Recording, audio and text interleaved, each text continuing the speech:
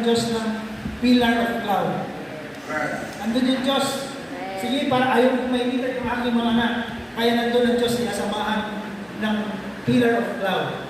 Tapos sa gabi naman, para hindi sila mapahamak sa kanilang daanan, para alam pa rin nila yung kanilang direksyon, sinasamahan sila ng Diyos ng pillar of fire. Para maging liwanag sa kanilang daanan. So, nandun yung kaputihan ng Diyos sa kanilang buhay. Sa madaling sabi. And then, nagutom sila, pinupahid ng Diyos yung kanilang pagkain.